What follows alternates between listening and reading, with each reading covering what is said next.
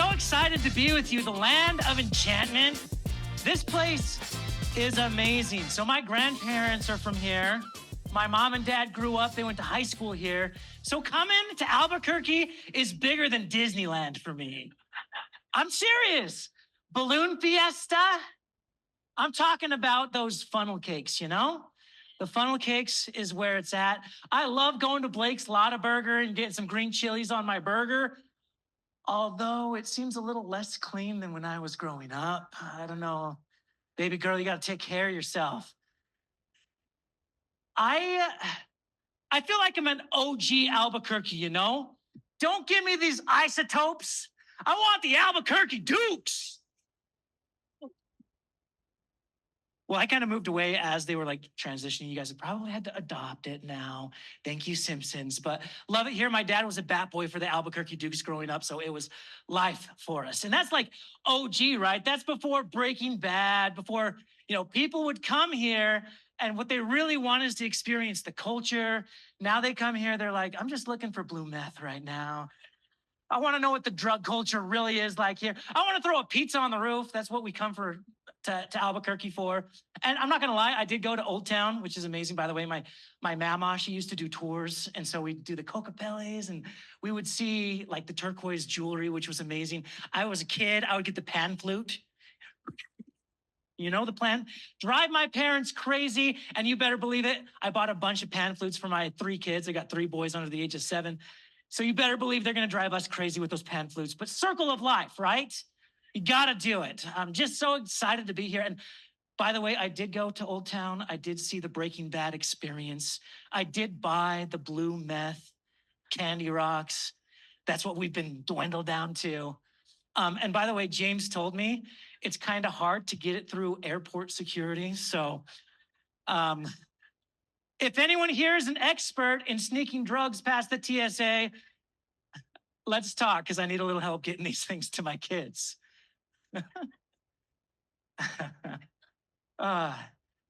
Things you wouldn't expect to hear at SHRM, but are not surprised, right?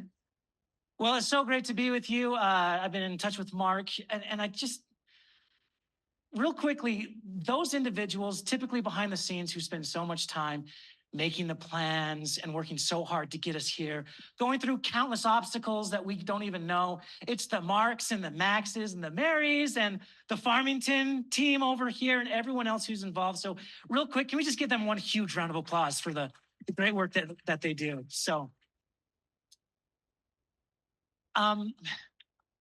Great to be with you. I promise you, okay, throw stuff at me if this does not come true. I've got my phone right here. I promise you we will end early. No round of applause for that, huh? No, we're staying now. I'm going to keep you guys late. You guys, you're going to hit traffic now. I'm going to make sure of that. Jeez. So I have a confession before we get started. I spend way too much time on TikTok. I don't know if any of you guys can relate to this. It's not just the algorithm that incessantly puts content that I want to see in front of me, keeping me on my phone until late at the night, trying to understand what's going on in the world. It's not just that, although TikTok fans, I'm just curious. Anyone here on TikTok? This is going to be a fun presentation then, okay? Anyone who's like, yeah, we're banning TikTok. Anyone? Because you have teenagers. Is that right? Because you're a psychologist and you read the research and you see the mental health crisis that is created amongst our teens. I'm with you, right? There's definitely a push and pull there. The reason I like it though is because it's another data point when you're looking at sentiment analysis for employees. I don't know how many of you in this room do employee engagement, but it to me is everything. Not employee engagement, I think that term is kind of antiquated. We should let it die. Employee experience is what's important to me. I am obsessed with employee experience. When I was a student, I was building a startup out of the Harvard Innovation Labs, and we were pioneering sentiment analysis in real time. That's a fancy way of saying, I don't understand the once-a-year surveys, people. Like, I don't understand why it's like one data point, once a year, 75 questions in a survey. Are the employees even honest? Why do they roll their eyes when they take it? Like, is there trust enough in the relationship for them to actually make it work? Why does it take so long to get the data back? It's like you submit the survey, it takes 6 months to process the data. And by that point, talking about the pandemic, you're probably a different organization. It doesn't make sense. We got to do better. So we built this and sold this startup, kind of pioneering how do we collect that data every single day? How do we develop a relationship of trust with our employees? And so I'm obsessed with that. I'm obsessed with how the world views work right now. And TikTok is a perfect place to check it out. And so I look at what's going up on TikTok, what's going viral on TikTok, and I match it with stats and data. Like, is this accurate to the experience that we're seeing? And sometimes it's not quite there. I feel like there might be a generational gap that we start to see. But for the most part, I think that these videos that go viral, they tell a story. So let's look at some of these stories as it relates to the stats. This is the most humbled I've ever felt in my life. I'm literally holding resumes, a stack of them, so that I can go in person to places and say, are you guys hiring? I'm literally applying for like minimum wage jobs. This is not what I expected. I graduated college with 2 degrees. I speak 3 languages. Oh, this sucks. Like, I literally need to make money. So I'm just gonna keep trying. I really felt that. 25.7 million views on this. Little Hanny, she's been searching for a job and keeping her followers in the know. The whole world is trying to help her find a job right now. 3.4% application to interview ratio in 2024. What that means is that it is extremely hard to find a job right now. For any of you in recruiting right now, you feel it, don't you? You're going through it. When you look at this, like pre-pandemic, it used to be a 22%. So you could submit 100, 200 resumes, get about 10 to 12 interviews, and land a job within 6 weeks to a few months. Today, you have to submit 600 to 800 resumes, even just to get noticed. And a lot of people are frustrated because these resumes are perfect right now. We're using AI. And so it's like, we use AI to make the job description, and then we use AI to make sure that it perfectly matches the job description. And now nobody knows what they're even talking about, right? It's this very interesting time where top talent is trying to find a path. And it's interesting too, when you look at, the layoffs that are happening. We have a lot of people right now out of a job, and they're competing with the people that got laid off at Meta, the people that got laid off at Google. The talent pool is full of overeducated, which I hate that term, overeducated individuals, over-talented people. There's just not enough jobs. And then it's hard for me to look at the job, the reports that come out and say, we added 300,000 jobs last month. So we're okay, right? Saw that in my feed, tucked that away, everything's fine. But when you really start to look at the experience of the individual, it starts to change. Here's another one for us. Andrew, can we turn the volume up a little, if possible? Yeah. What's changed? Well, yes, in 2020, it was the second year in a row I didn't get a raise, even though I was the top employee. And when I asked why I couldn't get a raise, you said it was because my pay was a fair market value for my position. And when I asked for my pay fall on the pay grade scale, you said it was below the median, so below the average of what I could make in my position. So at that point, I just decided I'm going to become a fair market value employee and put in a below average amount of effort, because that's what I feel like you pay me to do. You've created an environment where there's no incentive for me to work hard, so I don't. Ooh. Is he right? No, tell me right now, is he right or no? Be honest. Anyone think he's wrong? I want to be honest with me. I don't care. A bunch of HR people, huh? You're willing to rock the boat at all times unless the spotlight comes on you. 46% of employees are working to their contractual obligations only. It's called quiet quitting. I don't know if you've heard of this term, but quiet quitting is essentially employees are burned out, they're tired, they understand that hey, we just fired 3 guys, we're not backfilling them, so you now have to take their responsibilities. Do I get a raise? Absolutely not. And now they're like, well, I'm not gonna swear up here. Forget you. Why would they go above and beyond for a company that has skipped their bonuses for how many years? Chris Drinks Lemonade only has one choice, and that is to And the thing that's interesting, I think, is that TikTok gives us a little bit of power, right? That employee power is reclaimed when we share our experiences and they get 19 million views. And we say, hey, it's not just me anymore. I'm not going to put up with it anymore. Let's look at another one here. I don't work anymore because I'm working every day very hard, and I never had money. Everything is expensive, mother. So I don't know a la chingada porque. I apologize. I bleeped out the English. I forgot the Spanish, and we're in New Mexico, so I apologize for that. This is a little bit of an older video, but like 19 million views because people are feeling that. I'm working so hard and I don't even have any money. How many Americans are living paycheck to paycheck right now? Have you seen that stat? How much? Do you know? What is it? It's like half. Half of Americans right now can't afford $1,000 like medical emergency. Can somebody explain to me in crayon eating terms why I make over 3 times the federal minimum wage and I cannot afford to live? And I do not want to hear the pull yourself up from your bootstraps, work 90 hours a week. That's not the goal, guys. That's not. That should not be our standard. When my parents were my age, they both made less than half of what I make, and they lived alone. I cannot afford to live anywhere alone. It is embarrassing to come out and say that it is a struggle to survive right now. I want to point out that I understand this is like an individual experience. Where's the hard data, right? Sometimes if you listen to the presentation yesterday, those of you in the blue quadrant, right? You're like, I want the data, show me the data. But I think this is pretty interesting data, right? Like he's sharing his experience. I don't think he wanted to make that video. I don't think he wants to tell the world, I cannot afford to live. And other people are resonating with that. I want you to just take a second to think about your workforce. Are they feeling these same things, or is this just happening in an echo chamber? Is this just a Gen Z, a Gen Alpha problem right now?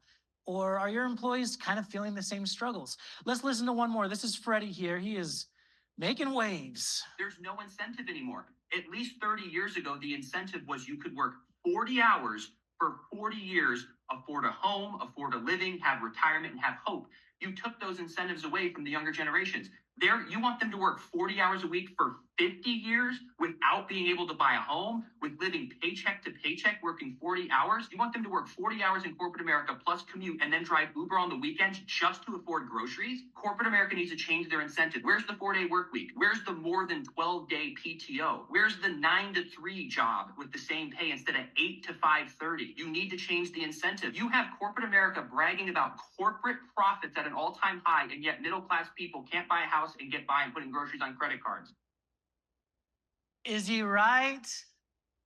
No, I want to hear it for real, because like when I played that clip, I was like, this is maybe an older audience who's like, I don't get why he's so angry right now. You might not be feeling those same pains as him. Do you feel like he's right or not? Let's be honest. Do you have people in your workforce who want to retire, but they can't? I can't hear you on this side of the room. Come on, am I deaf over here? All right, yeah. I think this is pretty dang conservative, 56%. The average, like to live comfortably right now on a single person's income is $98,000. For a family of 4, $209,000. I've got 3 kids. I put them in daycare for like a month and I'm like, I'm done with that because it's like twice a mortgage. It is incredible how expensive everything is getting. And so if you feel like there is an uptick in complaints at your organization, if you feel like there's a lot happening right now, it's because it is. Again, this is conservative, right? Because if you look at like 10 people, 9 of them are making $50,000 a year. 1 of them is making $500,000 a year. You take the average, it's like, oh, average people are making $90,000 a year. And it's that pay discrepancy, right? So when you look at the stats and you really look at them, you're like, I'd like to take those stats and look at it across all generations, across all data points. Again, I'm just showing you a snapshot, but it's just painting a picture about how workers feel in the workplace right now. SHRM, our employees are not happy. They are not happy. Does anyone want to fight me on that? I'm just curious, like, do you think that's true or not? Are you guys going to make me prove this? Raise your hand. Do you think employees, for the majority, are unhappy right now? I just need to see this. And I get it, there's a portion of your workforce that is happy, and you probably spend a lot of time with them because they make you feel better than the other people, right? But the workforce is unhappy. Let's just do some lightning stats just to prove it, right? Here we go. US engagement hits an 11-year low. This is Gallup, right? They've been tracking employee engagement forever. It's at 30% with 17 actively disengaged. The lowest it's been in 11 years. You remember the pandemic, how crappy that was? Well, guess what? Workers are having it worse right now. They are worse off right now than they were. Younger workers feeling greater drop in engagement than other generations. They're falling off, and we can be like, oh, it's the anti-work movement. They're just lazy. They don't want to work. Why would they want to work for you if they can't even afford a living? They can't even move out of mom and dad's basement. Americans are unhappier at work than they've been in years. You probably can't see this red line just completely tanking. These scores experienced a 10% drop this year alone. 1 in 2 US employees are open to leaving their organizations. They're actively looking for a job. They would take another job if it were available.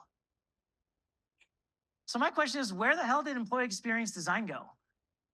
The economy gets hard, and then we just get back to this dynamic of, well, you're just an employee and we need to do what's right by the organization. Sorry, it's just not the right time for us to care about you. What message are we sending? This is trust. How much trust employees have in their employers. Right now, there's all-time low trust in our government. There's an all-time low trust in corporations. We just have so little trust. And this is interesting too, right? This is from HBR. You see the difference between men and women. And isn't it interesting that women all the way up to director level are like, and then once they finally become a senior leader, they start to have a little bit more trust. I think it's because they've got a little bit of power to do something about it. That's why I applaud those of you in this room who are working hard to make sure that there's trust. That's why I applaud people like Claude, who gets up here and gives an amazing presentation. Wasn't she incredible? I see her and I'm like, I want that for all women. I want that for everyone. And we're just dealing with some systemic problems right now. Employees are unhappy. And it's not just a nice to have, you guys. This is affecting the bottom line in every organization. If 79% of employees are disengaged, that comes out to be around, 34%. It costs 34% of an employee's annual salary, which means we are losing $7.8 trillion in global lost productivity. That number is so big, it's hard to wrap your mind around it. So let's make it personal. Just think, let's do some simple math, right? How many people in your organization, how many employees do you have? Well, 79% of them are apparently disengaged. So take that 79. How much is 34% of their salary? That's your number. That adds up to millions and millions of dollars in lost productivity at the organization. And I feel like maybe during the pandemic, it was a little bit of an easier sell, right? It's like, our people aren't happy, so let's do these things.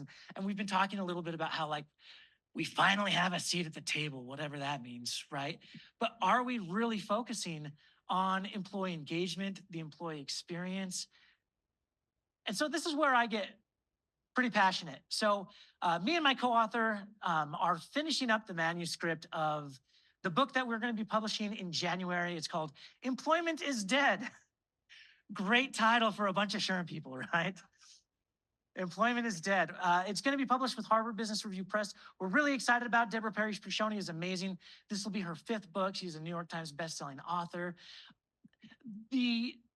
I want to kind of give you the story of where the book came from. So I left school. I started consulting in an HR agency, and I was drinking the Kool-Aid. It was amazing. We were like working with organizations who truly cared about their people. They were working to bolster them up, do the employee experience design, move past just having ping pong tables in the break room and really trying to understand how are employees feeling, running some analytics around that, trying to implement some of the feedback that they receive. And there was a moment for me, I'm just curious if you feel this with me, and maybe not. There was a moment where I was like, oh, corporations just don't care enough about their employees. feels like a systemic problem. It feels like capitalism, especially late stage capitalism, is kind of designed for shareholders, right? It's designed to make a few people at the top really rich at the expense, more often than not, of the employees on the front line. And I started to see it. And you probably see it and you probably feel it, right? When you're working with an executive or when you talk to a CFO and you start to kind of paint the picture of like, well, this is what our workforce is feeling and here's what HR should do. And they sweep you away a little bit, maybe a lot of bit. That's real. It's a systemic problem. And so I came to the realization that I don't think organizations either care enough about the employee experience or they can't move fast enough to really give employees what they need. The modern workforce is demanding more out of us. Can we give it to them? Or are we going to just RTO because that's what we're supposed to do? That's what I want.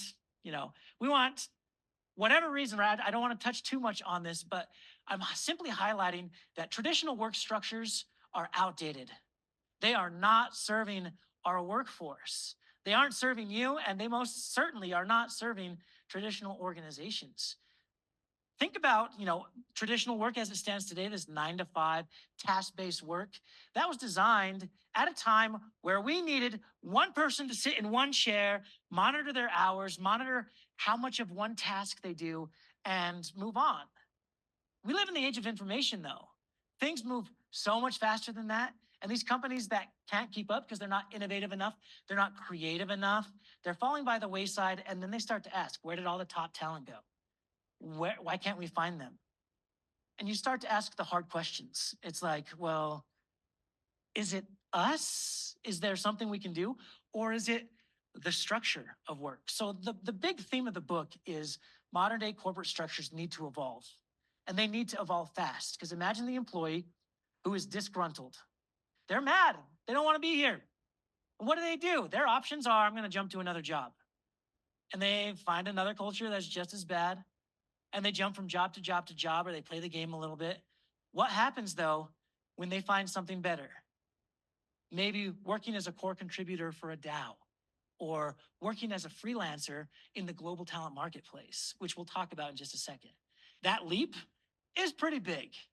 And the minute that our employees start leaving for better work environments that don't have the same corporate structure, the centralized hierarchy, that's the minute we're going to panic. So all I'm doing right now, I want to hold a flag and say, hey, things are coming. We should be aware of them. And so I'm going to talk about a few of these technologies. I want to see how they land with you. But I want to set some expectations right now. SHRM, I love you. I think the work that you do is the hardest and most important work in corporate America today. I'm not here for you, though. I'm here for your employees. I want them to have a better experience. I hope you came to this conference for them too. And to have a little bit of fun. I get it. Like in the trenches, it's so hard. Especially those teams of one, you feel like you're doing it all by yourself. When you come to this conference, let's let our hair down. Let's have some fun. But remember, we're not here for us. Some of you might be here for the company. I'm not here for any of that. I'm here for your employees. I want to make their experience better. So as we look at this book, as we look at these 10 principles, the 10 operating principles of work 3, of decentralization, I want you to ask yourself, can our organization deliver some of these needs that employees might have? So the whole concept of work 3, I am co-founder of the work 3 Institute. What we're trying to do is we want to help marry emerging technologies, whatever form that takes, with workforce strategies. How can we leverage these technologies to be more human at work, to provide better experiences for our employees? So when you look at this list, right, these are the 10 operating principles. A partnership. Do your employees want a partnership with the organization? Or are they okay with the standard contractual obligation, one-way relationship where I'm the boss, I tell you what you need to do and you just go complete it because that's what you're contractually obligated to do? Or do you think they want a say at the organization? You think they want a two-way communication? They want to participate. They see things on the front line and they want to see change. Transparency. Do they want companies to stop lying to them, be honest about what's actually happening? or not. I've seen so many videos up on TikTok of employers mass laying off their people from a Zoom call.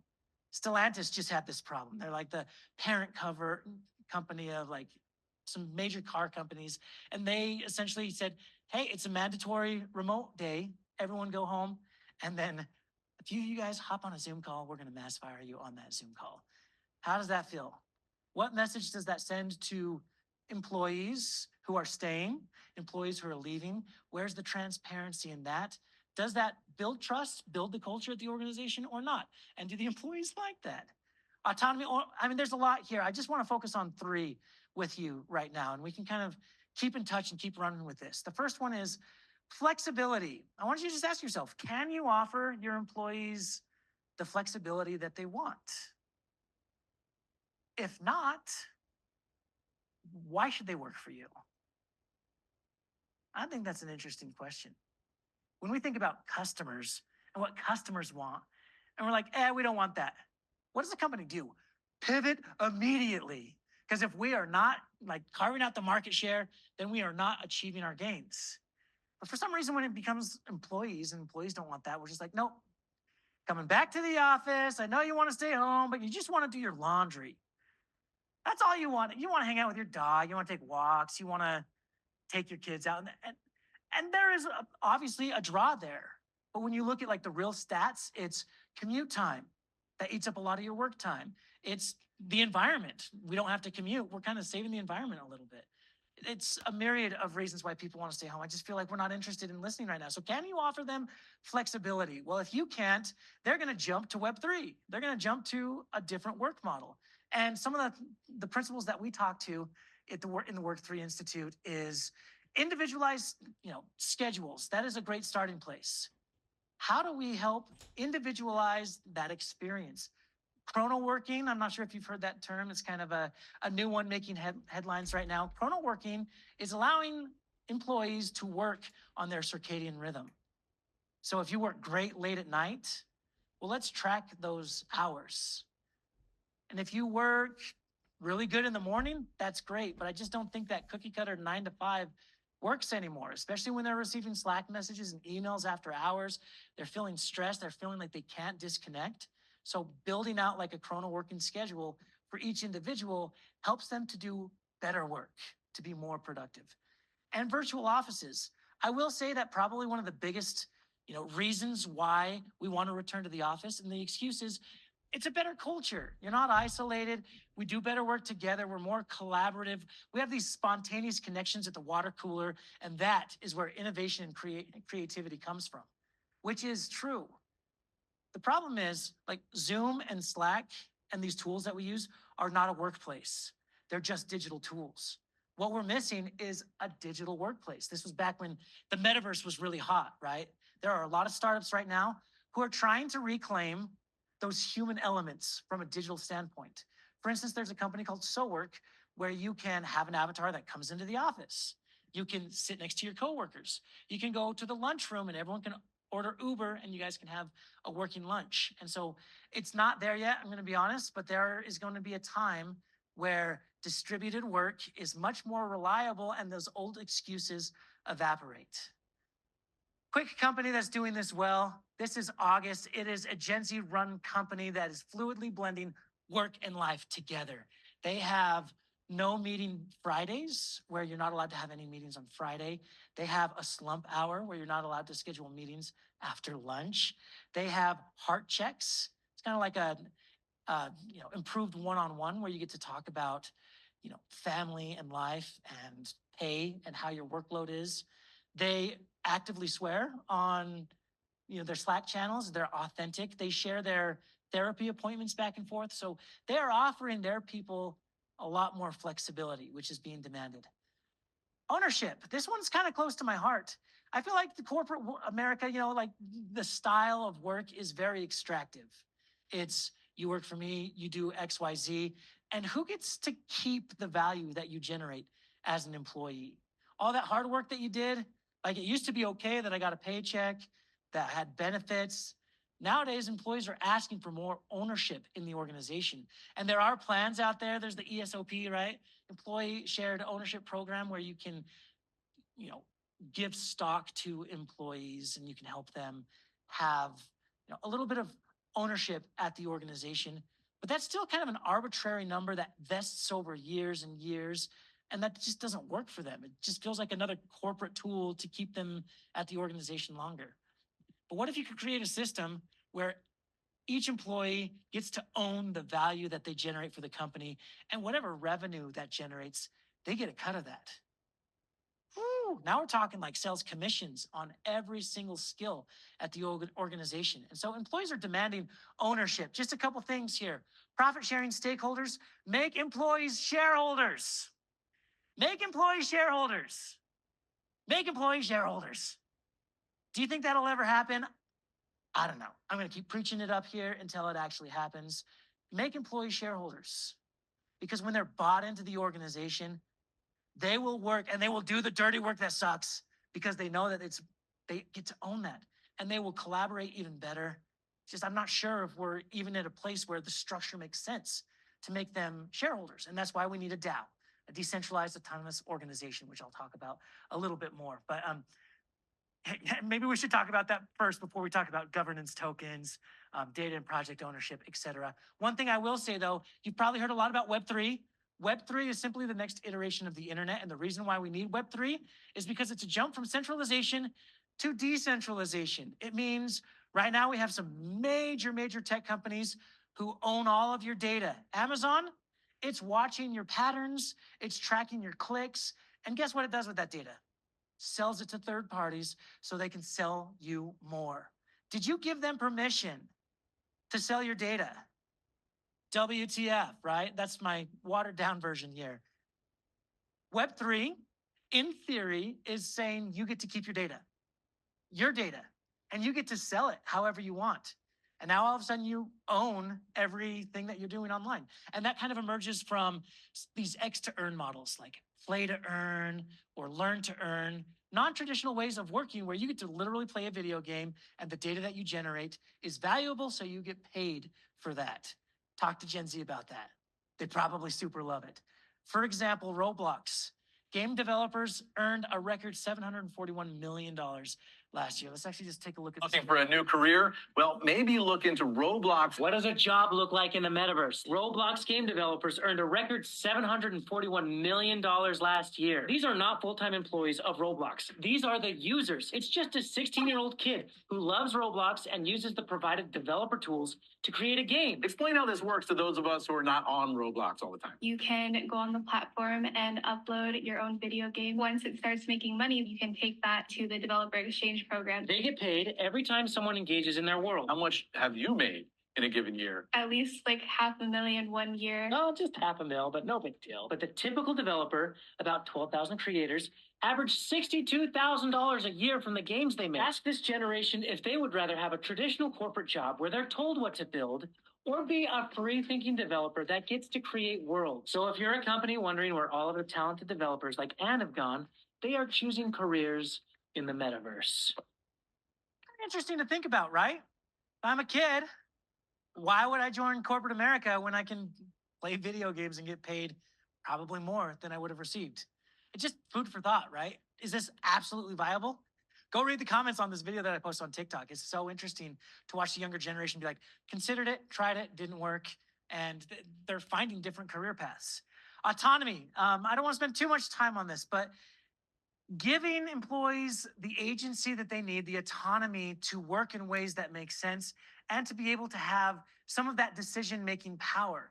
Decentralized decision-making is essentially taking the power from a few decision-making power holders, and disseminating that through the hierarchy of the organization. It's a very flat organization, very transparent organization, where everyone gets to make decisions. And you might think like the democratization of work is too complicated. Well, when we start to look at some of these Web3 technologies, you start to really see how it comes together, which I'm going to kind of fly through this so that we can get there. One thing I do want to mention though is at the top is this concept of trustless trust. You might have heard trust but verify. In the Web3 world of work, it's just verify. Just verify. I'll explain to that when we talk about smart contracts. Quick, interesting new thing that's happening with Bayer Global.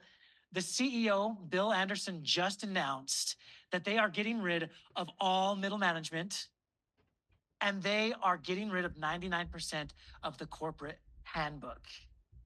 It's a big organization. Would you survive if your CEO said that to you? Imagine the fire in the HR department right now. Hey, by the way, we're going to get rid of middle management. Everyone's going to govern themselves. Oh, and your handbook? Gone. It's got to be rough. But the reason that they're doing that is because they're building what's called a dynamic shared ownership.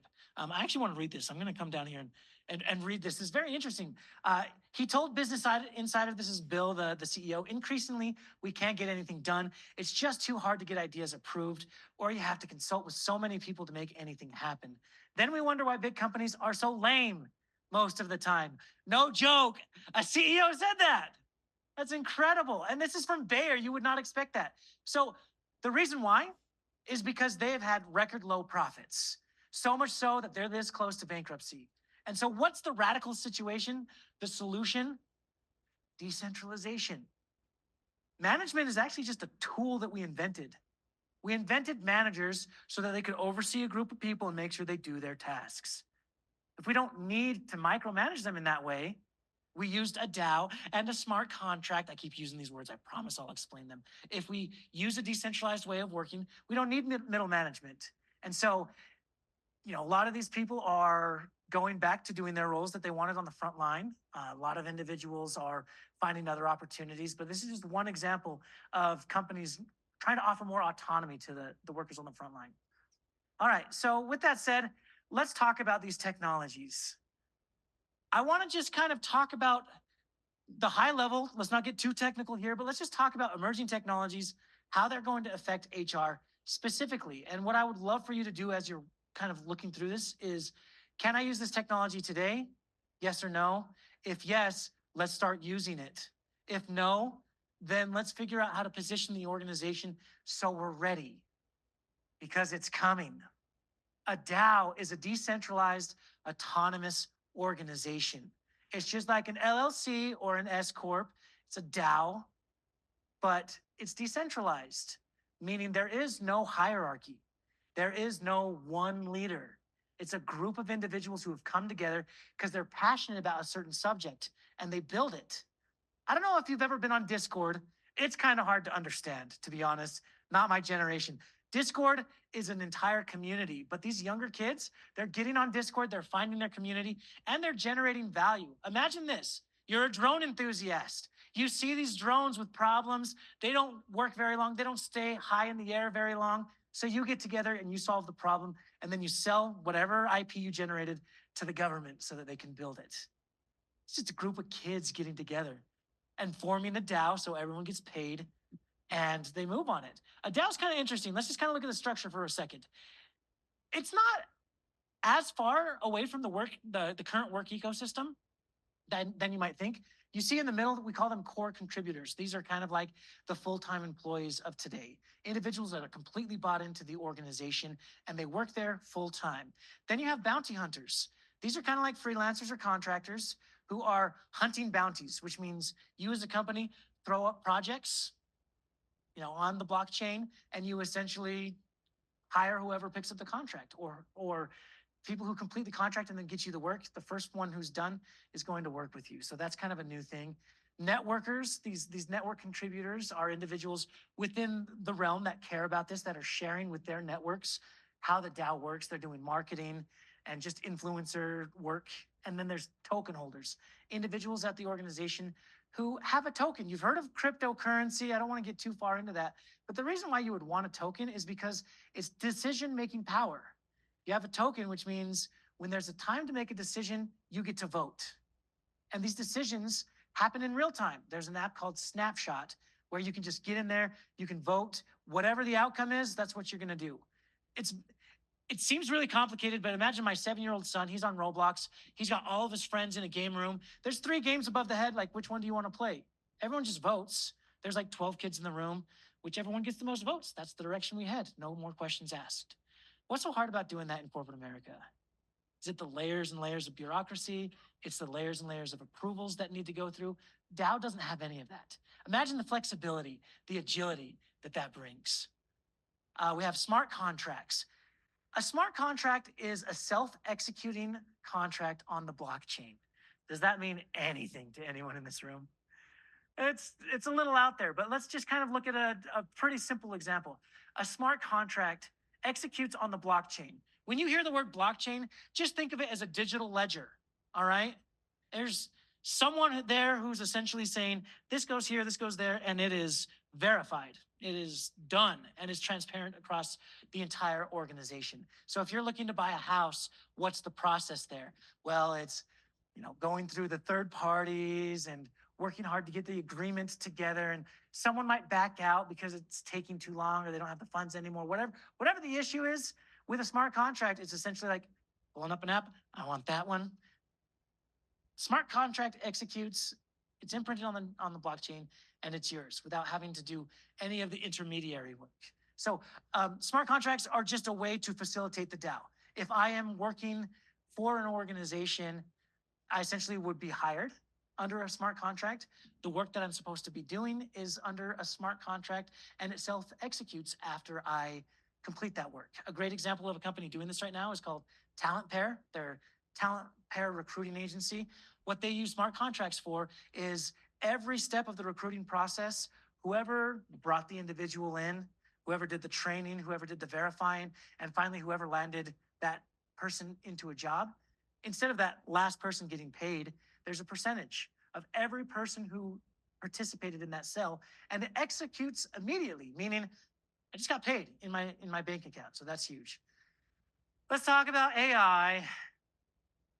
I roll my eyes because I feel like we've been inundated lately about AI. Do you feel that same way? It's a lot. And I'm not gonna belabor the point, belabor the point. That's a weird thing to say. Does that have to do with labor or? I'm not gonna do any of that up here today. All I wanna say is this, start using it. Start using it. You don't know what it's capable of until you start using it. I imagine a world, and this is way before my time, which was like, oh, calculators just came out and they make things easier for us. We don't want to use calculators because what are we going to do in school? Like kids can cheat now, or they're not going to have to do all of the cognitive work to get to the right answer. And now we just accept calculators as mainstream because it helps us do our work much more efficiently.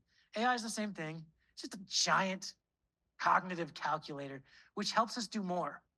And when you start catching that wave and you start understanding it, trust me, you're going to be going to ChatGPT and asking a lot of questions.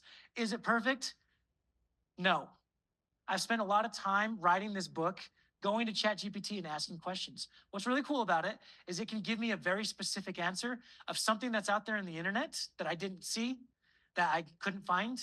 It'll give me that answer. So go scrub AI, tell me what you've learned. And that's pretty cool. Imagine the power of that. But it doesn't replace us. Try and ask it to write a blog post. Try and ask it to write a book for you. The language is terrible. In the burgeoning economy, it's like, who writes burgeoning?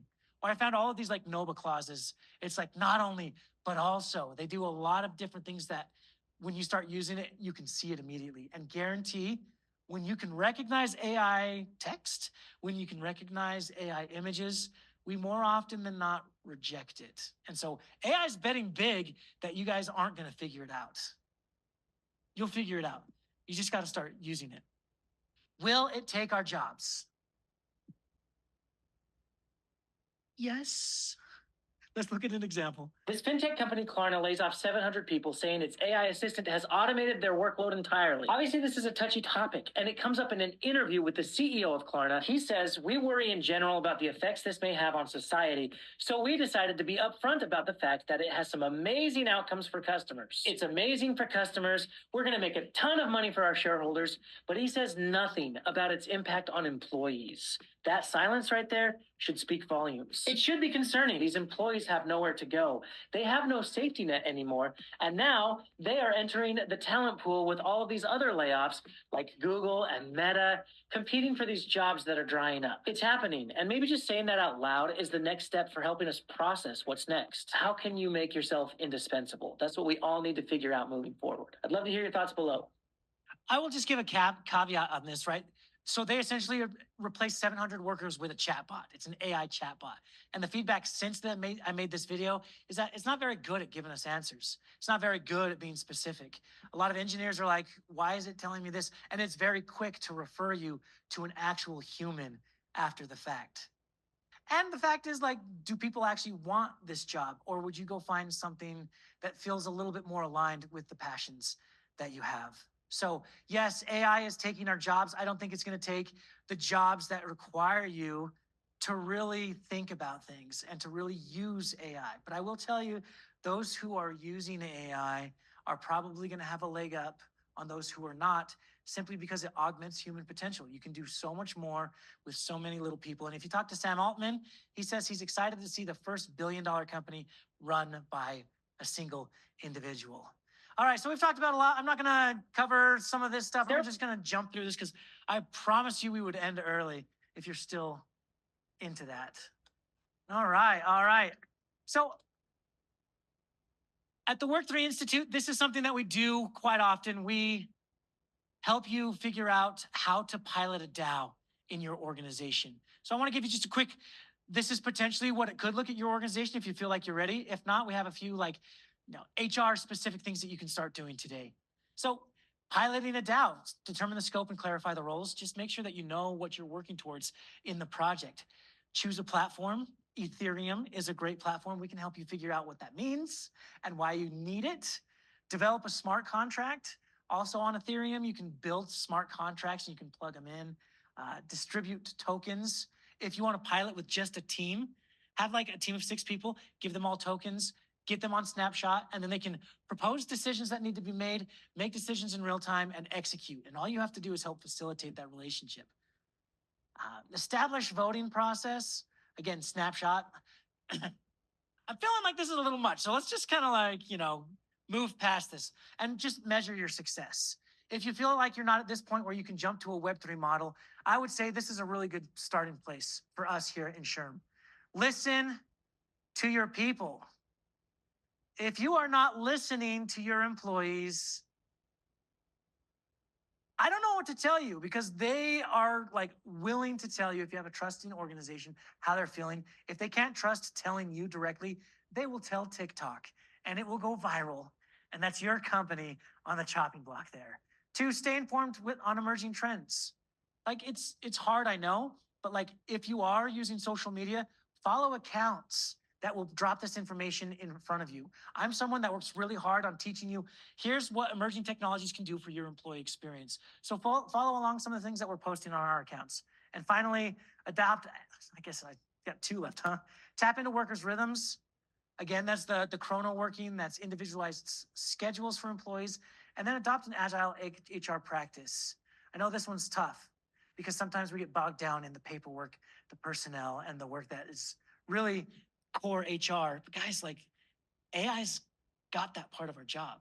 How do we make ourselves indispensable at the organization? By showing that we can do L&D, that we can really help employees use AI, train them on that. How can we show them that we are more of a people development? We're more of a chief people officer or chief heart officer like Claude. We are always going to need those roles, and it's time for us to kind of shift and play into those. All right, final story I want to share.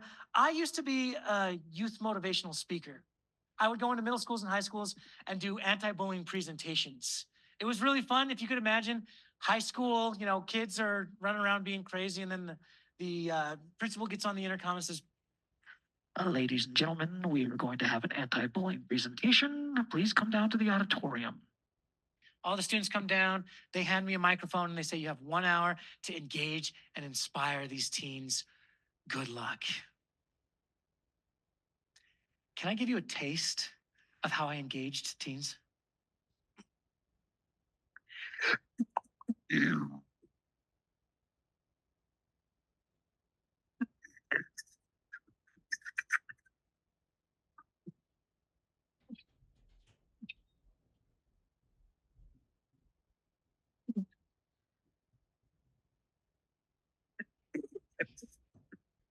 faster.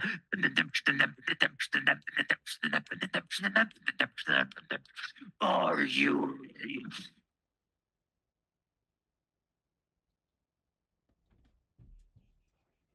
Thank you. I'm sorry, Andrew. Your microphone is getting really spitty. I'll just say this real quick. We had a lot of fun together. I realized the hard way that a one-off presentation where I'm beatboxing and having fun does not have the power to change the culture of the school.